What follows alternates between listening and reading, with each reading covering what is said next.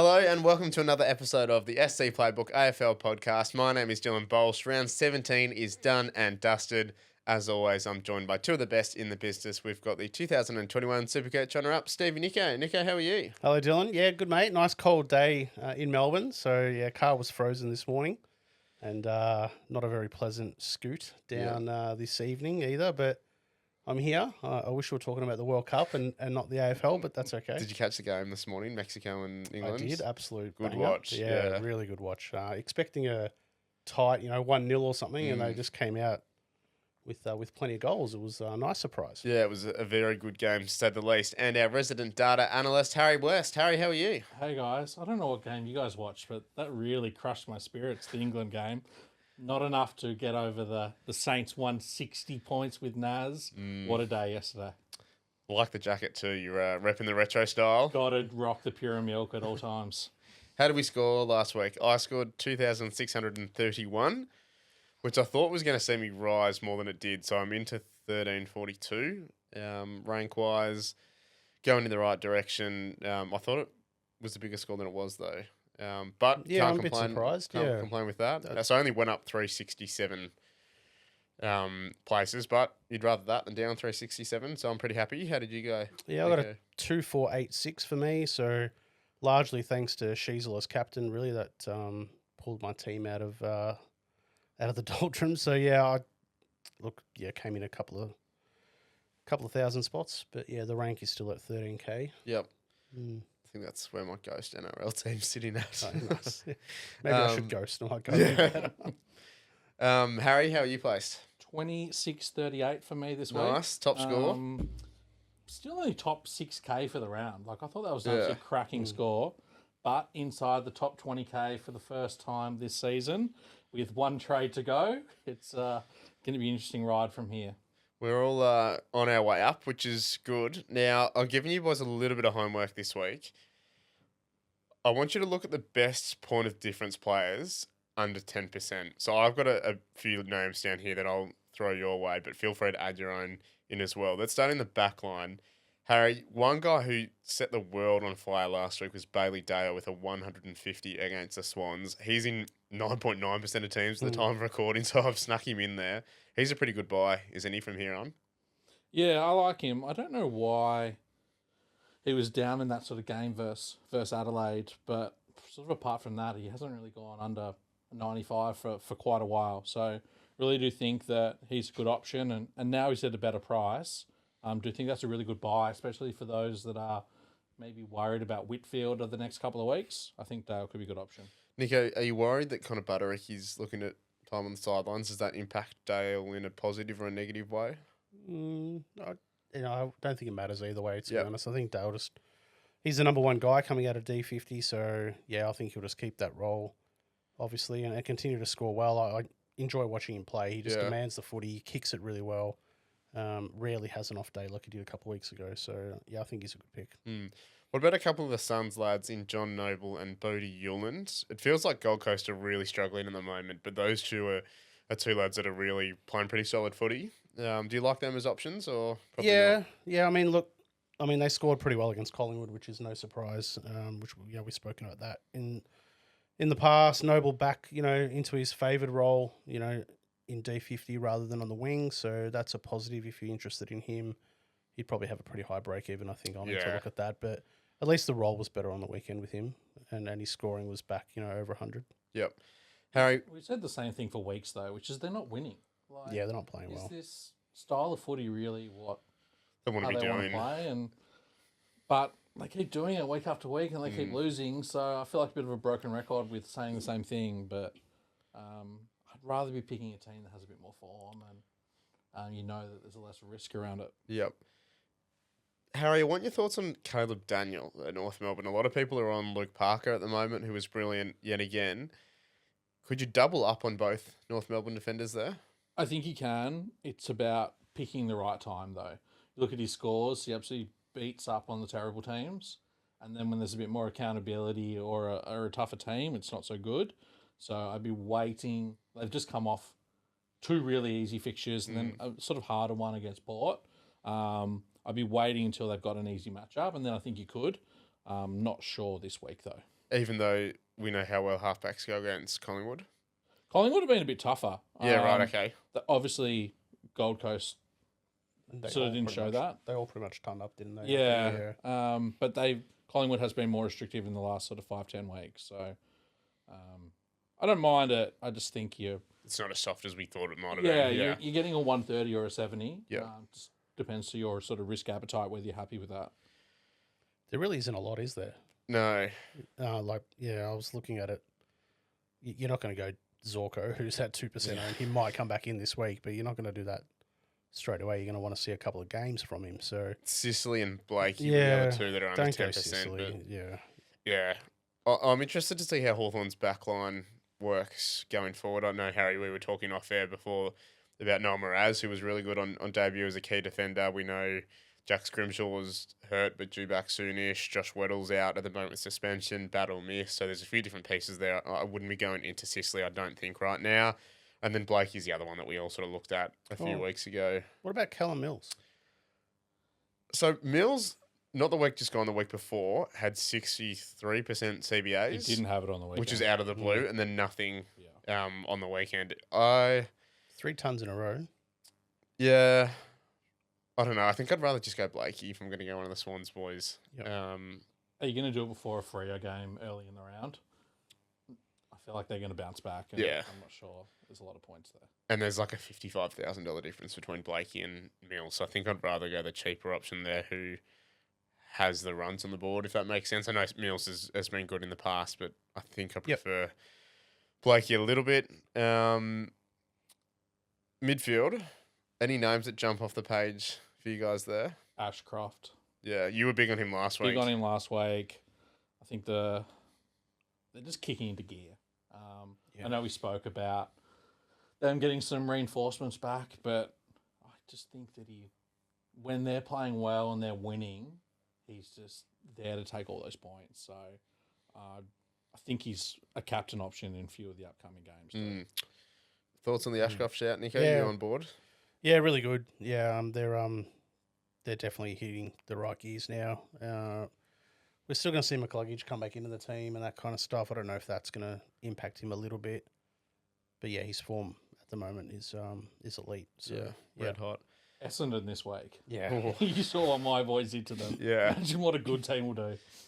Can I interest either of you in John Newcomb at the Hawks? Yeah, a little bit. An 80 odd just gone, but they got smashed. So you can't probably read too much into that. Yeah. Carlton, Richmond, Essendon, next 3 games. Pretty handy. Yeah, I think Hawthorn's run is pretty soft. Yeah. For in the next 7 anyway. Yeah. They got North after that as well, and then finishing off with Brisbane, Collingwood, West Coast. There's only one tough game. Yeah. If you're going to do it, you got to do it this week though, or before that, Richmond, Essendon, North. Yep. Yeah. Mm. Carlton boys, Harry, Patrick Cripps and George Hewitt. George Hewitt, since Fraser has been in charge, has averaged 111 points a game. I'm not going to go into the details over why he was dropped and whether or not that was the right idea, but is he a Supercoach option for us? I'm just frustrated with him because I feel like he hurts Walsh, who's Yeah. my final midfielder. I don't know about Carlton. I just think there are better teams and better options out there. So Yeah. I wouldn't. They're playing well though, obviously, but I don't know. It's probably just my Walsh bias that's saying keep away from all of Carlton. I've held Hewitt in a draft. You've held. He's Well, one of the most I know. players but going there around. he was playing twos for quite Yeah. a while. But yeah, his numbers since he's come back into the team, what he was doing the year before when he was at BNF. So I think he's an elite player. He'll keep scoring well. So if you want to do something really super pod, keen. Yeah, less than 1% ownership too. Yep. So if you are looking for something to set you apart in your head-to-head leagues or looking to climb the ranks, he could be your man. A couple of other names, Tim Taranto, feels like he doesn't have a ceiling, so I don't love that as an option. Andrew Brayshaw, Harry, any interest in him? He obviously had a down week just gone against the Giants, as they all did, but was in some pretty solid form prior to that. I still don't love it. It feels like Fremantle, there's a lot of guys there, a lot of mouths to feed. Thoughts? Yeah, I've always worried with them of like just the game style that they play, but that 4-week patch of 117, 129, 111, 131. If they keep winning and he keeps getting more of the ball, like I think it's an option. I just not with Sydney this week, and I'd just rather Ashcroft, but I think he's an okay option. Speaking of Sydney, I don't mind Errol Goulden as a sneaky shout coming back from injury. He's had a couple of runs now, 72 and an 83, so he's building nicely. Had like 27 touches on the weekend from memory. Time on ground was pretty good as well, so I can really see him finishing the season strong. I probably wouldn't go this week though. Yeah, break even of 160. Yeah, and Freo away, so maybe wait for Adelaide Giants and Saints after that sort of run they've got. I don't have the numbers in front of me, but I feel like his CBA's dropped in the second half. Right. Okay. I don't have half by half here, but it was 42% for the game. Yeah, I think it was strong in the first half. Yeah, right. Check that, but I think they're still sort of easing him back. So I think once you start seeing that climb up a little bit. Yeah, 82% time on ground is decent though. Yeah. And his ball use was poor for his standards at 59%. So I think, there's definitely obviously scope for improvement with him. We've seen what he can do and how well he can score. So, yeah. Nice little shout there. I figure we skip the rucks. I think if you don't have Gawn, Grundy, Sherry, Jackson, you're probably barking up the wrong tree. Forwards, though, I've got a bit of interest in that lot. Harry, I know you want to talk about the Saints boys. I'll let you start with Max Hall and Brad Hill. Far away. Max Hall is just elite. And I feel like with Naz sort of playing a bit more off half-back, just opens up more options for him as well. So he's such a good player to watch, Hall. Is the best kick in the team by a long way. So I really like him as an option. I think the Brad Hill one's maybe even more tempting. Like playing cross half-back, a heap of marks on the weekend. Don't know what that looks like when there's a bit more accountability, but look at his numbers since Sinclair's gone down. They've been elite. So I think that might be a slightly more reliable role than Hall, who he went a bit more missing in that second half when sort of Saints didn't try as hard. So I think I'd prefer Hill, but I think they're both options. And Rowan Marshall, your man from last week, went 133. Looks great.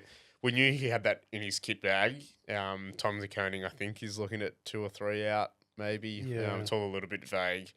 If you didn't go there last week, could you go there this week, or do you hold off and go, Zakoning will be back in the next 2 or 3 and the 60 guns? I think there's a reason why you didn't pick him last week. Yep. I think you knew what score it was going to be. You knew that they were playing Essendon. So think about why you didn't go last week, and now it's amplified because it's a week closer to when TDK's back. But, if you have 6, 7 trades, you probably should have done it. Yeah. But I think any less than that, you just need someone who's going to be there all season. Nico, what is going on with Isaac Rankin? I've just got his profile up. Yeah. Look, the role's still okay. Yeah. Like, he's definitely getting the ball up the field. Let me just bring up his CBAs. So we know his talent's there. There's no disputing that. He's just had an interrupted, season right from the get-go. So 87% CBAs against West Coast. You'd like to see a better score than 80. But, look, I think you obviously got to persist with him if you own him. I might even bring him in, to be honest, and just hope that he finishes the season strong and gives me that, F6 that I'm looking for. But, I can't pinpoint exactly what's going wrong with him at the moment. His time on ground is probably a bit lower than what you'd want it to be.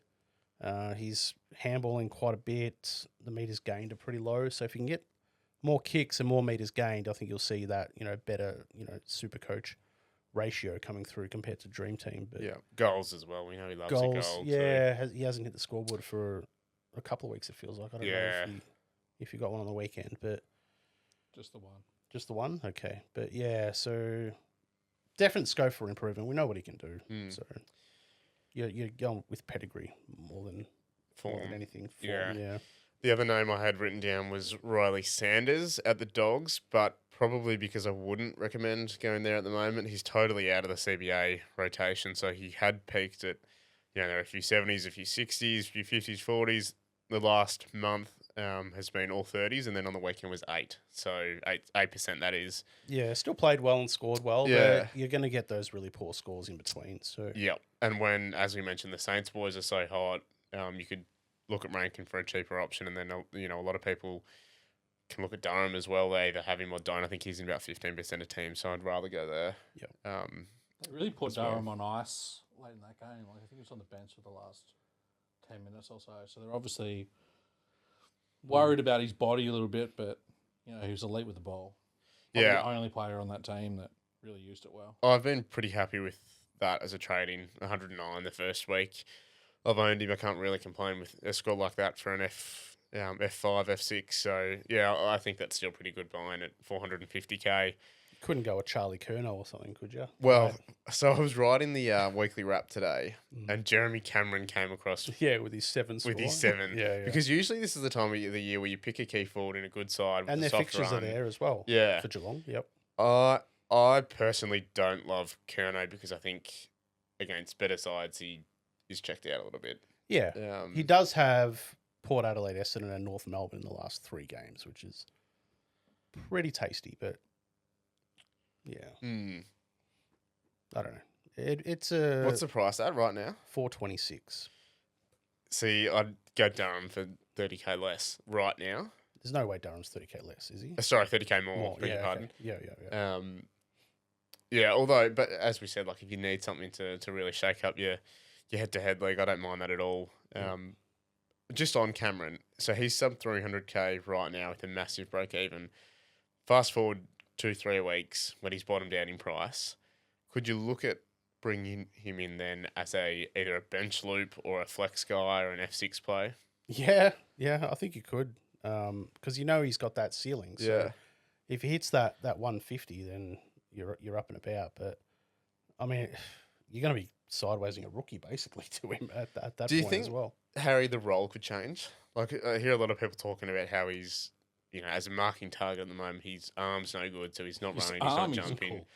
But if they put him behind the ball as a creative halfback or on a wing where all of a sudden you don't have to be the guy that's standing in front of a pack and getting smashed every time, do you think he might be better suited to that right now? I think he needs a rest. Yeah. I don't think he should be playing. He's played well before this week. Like, he hasn't been terrible the whole year. It sounds as though, listening to Geelong's injury report, Yeah. which is take that with a grain of You salt, need a but degree to get through that. Yeah. It's a little bit on and off. So some weeks it's good, some weeks it's not so good. Even within quarters, I think it can change. Right. Yeah, I think it's one to watch in a fortnight's time. I certainly wouldn't go there now. It sounds as though a rest might not help, potentially. Yeah. I think it's a round 24 only. Yeah, right. They've got Richmond in round 24. Yeah. And his last 2 round 24s, he scored 129 on Richmond last year. Yep. And 143 in West Coast in the same fixture last year. So don't bring him in now because they could easily put him in 100%, yeah. Just wait for him to maybe turn it around a little bit, then maybe jump on. But That's crazy that he didn't have a kick until like halfway through the last Yeah, quarter. and I'm pretty sure it was like a scrubber off the deck, the Yeah, first one yeah. anyway, and then he hit a nice 30-metre kick that ended up in a goal or a shot on goal anyway. he's only played 3 games in his career where he hasn't had a shot on target. 2 of them have been in the last 3 weeks. Wow. So Good stat, that. Mm. Cool. Any other rogue point of difference players that we want to throw out, or? No, I think we've done pretty well at covering most of them. Yeah, if you had to pick, give us a 1-2 across any line, who would you go for? I think Will Ashcroft is probably the number 1. I think, we'd probably agree on that. Yeah, I don't know. I wouldn't mind playing someone like a Gordon as well. And I think, Rankin's up there as well. But, yeah, who knows? I mean, these are all just, you're throwing a dart half the time. With Yeah, with these 100%. ones, so, yeah. Harry? You get lucky. Ashcroft, Dale, Oh, yeah, Dale should be in there. Yeah. Rankin. Yep. I think Rankin's going to turn around the next couple. Nice. Like it a lot. Now, Harry, this week you've crunched the numbers for our head-to-head finals. So head-to-head finals, for the most part, will start in round 21, depending on league setups and whatnot. But you can sort of pencil in round 21 as the start of head-to-head finals. You've done the numbers. Who has the soft run for September in Supercoach? Yeah, I just thought for those who might be ranked in my areas, this might be the only win you get this year. So try and get a win up over your mates. Look, the first thing I looked at was who plays Essendon and who plays Richmond, because that's where your points are coming from. So Adelaide and Geelong play both of them in the final 4 weeks. So that's the first point I'd be looking Jordan at. Dawson, not owning him, is going to kill us even more. And then Port play Essendon, Saints play Richmond, Sydney play Essendon, West Coast play Richmond. So that's sort of the starting point. I'll go through each of the lines. I want to get your thoughts on maybe some of the players. So with the defenders, the teams with the best runs, Geelong, who've got Essendon and Richmond, as we spoke about. North, who have Bulldogs, who have been quite easy for defenders to score against. Adelaide, Port, and Sydney. Obviously, the one that stood out for me there is Max Holmes is an absolute must with those. We spoke about Caleb Daniel before and maybe bring him in for that Bulldogs matchup. Any love for anyone else that plays for those teams? Adelaide, Port, Sydney, maybe? Well, you got Baz Smith, obviously, if you don't have him. This is defenders. Defenders. First, Sorry. yeah. Sorry, my bad. North Melbourne, Adelaide. Well, Adelaide have Worrell and Milera, but Milera's out. Injury, yeah. I think Port, that nah. Blakey. Blakey maybe as a rogue pick. Yeah. Yeah, they've got Essendon in round 23, so it could be an option there. Bergman. Especially, who's that? Bergman. Ugh. My What mate did he from score on the pre-season. weekend? He got 80 odd, I think. Yeah. But he's back in the team. Yeah, based on that, I think Blakey's the one that stands out to me as someone who you might have been considering, but that might tip a little bit in his favour potentially, especially if you're looking for a replacement in the back line. Yeah, I'm an owner of the last 2 weeks, so I'm not going to give my opinion on that. It hasn't gone very well. The other one that stood out was Darcy Jones, if you have a look at his numbers. Yeah. Bit of a roller coaster, but good run there. I can't stand the fact he was an All-Australian is flabbergasting to me, and I still Triggering. triggering. But that game against Port Adelaide that Hawthorn lost with a kick, like 10 seconds left, where he socketed off the ground in a goal square, we choked like a 40-point lead in 8 minutes or something. One of the worst games I think I've watched as a Hawthorn fan ever. So I'm a little bit scarred by Bernard Jones, and I won't be going there. But He does, like, he's a forward who's got a defensive role. It's, yeah. We've liked that in the past. Yeah. We've missed him, but yeah. Good draft pick if you've got him. Yeah. For the mids, you want to be targeting people that play Essendon. Like, players are scoring 20 points more than their average when they play Essendon. So Adelaide have got them in round 21 and then get Richmond round 22. So if you don't have Jordan Dawson, he's going to be the top captain choice in the first 2 weeks of head-to-head finals. Get on. Otherwise, Port, already got Butters. Geelong, good teams have Baz Smith. I don't, but he's got both Essendon and Richmond. Wish I knew that stat.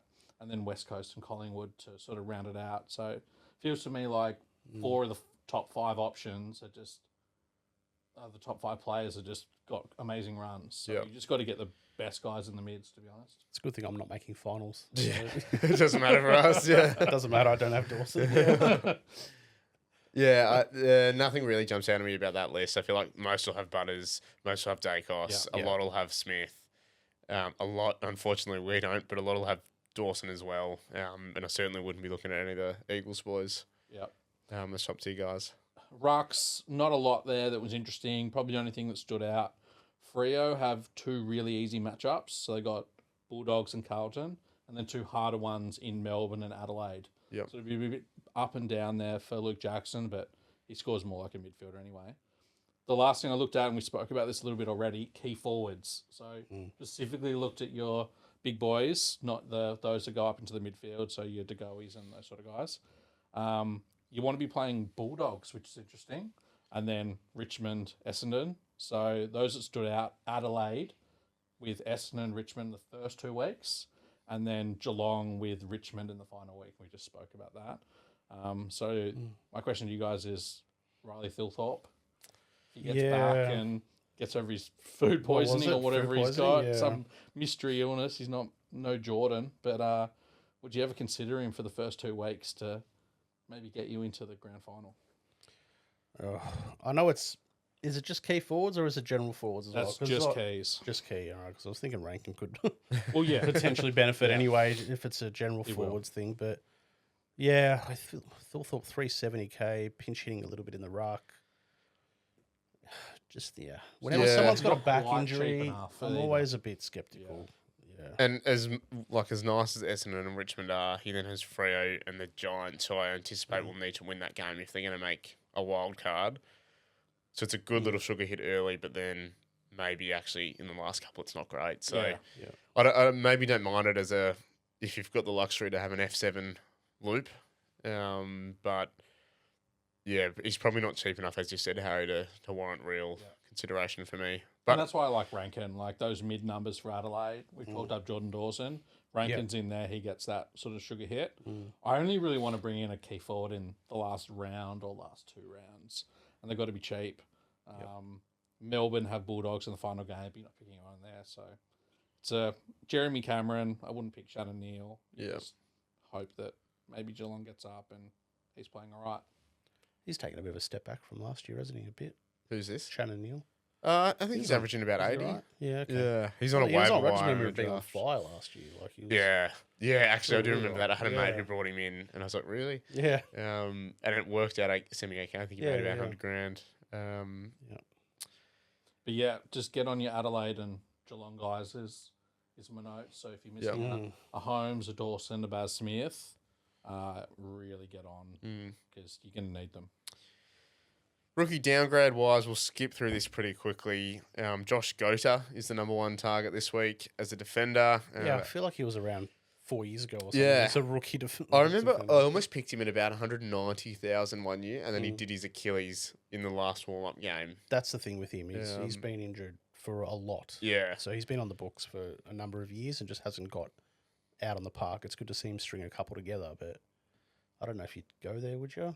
Well, I certainly wouldn't force it. Mm. And we've spoken about Jackson Artemis as an option at Essendon, who's hasn't With a debuted hammy, is yet. he, or something? Yeah, I think it was very minor. Yeah. But he, as a 99k guy, maybe you just go there and hope he gets a game anyway. Unless you need someone to cover Whitfield, I guess that's the The thing for proviso this there, week. yeah. A couple of guys who've played one game, Noah Moraz at Hawthorn and Oliver Franco at West Coast. Moraz, I thought, looked really good for the Hawks. I thought he was one of our best. I think he broke the record for contested marks on debut with 6. Not sure how he fits in when Josh Battle is back either this week or next. Jack Grimshaw's in the wings. So I don't love that, even though he scored really well. Either of you catch the West Coast game or know much about Franco? I know that he started really, really well. Yep. So I think he was on 50 or something at the half and didn't go on, but still scored well enough for a 99k rookie. Is he? CBAs? Yeah, 99. Yeah. No, look, I don't know. I'll look up the CBAs, but where are we? 47%. 47, yeah. Only 61% time of ground. Yep. Yeah, see, that's the problem with these guys, like Swaddling from Collingwood. Only had 50% time on ground, but scored really, really well. Had like Kicked a good 20 goal touches or late, something. I Yeah, think, as yeah. well. So I think, with these guys, that the time on ground is the big factor, I think, because if you're not out there, you're not scoring. So Yeah. probably going backwards. Yeah, he was in my sort of top 3 options when I had a look into those draft options. But yeah, it feels a bit like Fitzgerald, where when he's going to be on the ground, he'll go really well. But you do need that time on ground. Yeah. And then a few other guys with negative break-even still, but who have already had a rise or two. Marcus Herbert, Joel Fitzgerald, Sam Swaddling, and Bo Adensall. I would be surprised if you went for either of those guys if you hadn't already. Feels like that ship sailed. I don't think any of them have got superior job security or anything like that. Yeah. To warrant paying more money. So Goda as the one. Yeah, probably go to on default. Yeah. Yeah. Now, Or guys, Franco, maybe. or Frankie. Yeah. Yep. Nice. Now, guys, if you tune into this podcast, chances are you back yourself in as a bit of a fantasy sport expert. Well, now you've got your chance to put it to the test on a weekly basis with Smart Play. There's no reliance on committing to a whole season or even a whole weekend. Each contest starts with the first whistle and ends on the full-time siren. Just like Supercoach, you have a salary cap for each game with no pressure to plan long term. You can play for free with a chance to win smart coins to fund further contests, and you can do it across AFL, NRL, NBA, and just about any other major sport out there. Pick a team for each contest and watch the scoring play out in real time. To give it a crack yourself, head to our podcast description on Apple, Spotify, or YouTube. Community questions this week, folks. Harry, I'll throw our one to you. What to do with Lachie Whitfield? So the rumours apparently are more than 1 week. How do we handle this at this time of year? That comes from Bellingham Hater 29. It's a great question. Very wise. I'm nervous with Whitfield because I know he's had some concussion issues in the past. So I think he's going to be out for 2. And then the week he misses the easy Essendon matchup. I'm just getting it up here. So he's missing Geelong for sure. Then I think he'll miss Essendon, and then he's back for Sydney and Port. I think it comes down to how many trades you have. Like, I think if you're in the 1-2 trade areas, I'm not sure he'd be the one I'd get out. But in your situation where you've got 4, I think I consider it because then you're getting a leg up on someone like me who's going to be playing a rookie on field. That's why you've got those trades. I think if it's 1, keep. But are you thinking about trading him if he's out for 2? Yeah, so my dilemma is I can cover Whitfield with Hawker Hahn, which probably get a 70 out of that, and I think that's pretty okay. I think a lot of teams will be in that boat. Or do I pull the trigger on Whitfield to a Blakey that I can do in 1, and that's all well and good? Or do I go Whitfield and Hawker Hahn to Gota and Naz? Is my dilemma at the moment, and I really don't know which way to go. My concern is that we won't have anything concrete on Whitfield by the time I have to make that call. Problem with Whitfield, he's had 5 head knocks now that have resulted in games missed over multiple years. Like he hasn't had 3 in 1 year. Yep. He's had 2020, his first one 2021, 2023, 2025, and now 2026. So, and the problem with him, he's had delayed concussion issues before as well. So he's had a knock in game, played through it, and then he's missed the next week because he's got delayed concussion symptoms. He's probably almost close to never again territory, I think. Yeah. Like, He was on a never again list, and then I swallowed my pride. Might have been 2 years ago, and he was a pretty solid scorer. yeah, it's hard. I mean, he had 20 possessions, Well, he was on whatever he ended up on. He was Yeah, on at half time. exactly. Like he got rubbed So out he's at played half. 50% of the game.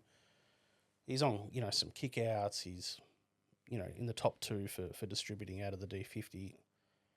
But he's just, I think any kind of knock now is multiple weeks of him. So it's, I don't know what to do with only 2 trades left. Yeah. So how have you got cover for Whitfield? I do. I've got Hawker Hahn Yeah. and Dirksen, who are both playing. Yeah. I can't loop them this week, which is annoying. It was like one of the first things I looked at. But, I don't know. I'm probably forced to hold. But if I could have got to Naz easily, I probably would have done it. But I'm going to have to use both trades to do that. And I'm going to have, no flex and no F6. So I don't know if it's worth it. Yeah. What if you could get him to Bailey Dale, who we talked about before? So that's going to cost you, 50 grand? Yeah. Yeah, I've got 60 in the bank. So, yeah, maybe.